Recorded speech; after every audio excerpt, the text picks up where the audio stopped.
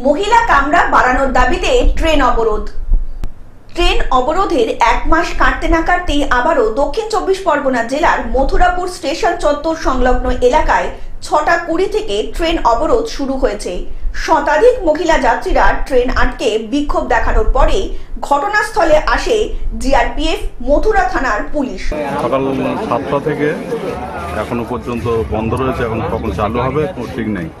অন্যদিকে মহিলা যাত্রীদের দাবি সকাল 5:50 ট্রেনটি লক্ষ্মীকান্তপুর থেকে মথুরাপুর হয়ে শিয়ালদহ পৌঁছায়। সেই ট্রেনে মহিলা বগি কম থাকায় অর্থাৎ মহিলা কামরা অনেকটাই কম থাকায় মহিলা যাত্রীদের ট্রেনে ওঠায় অসুবিধায় পড়তে হয়। সেই কারণেই তারা বিক্ষোভ দেখাচ্ছেন ট্রেন আটকে। এই অবরোধটা এখনো পর্যন্ত কমপ্লিট হয়নি, এখনো চলছে।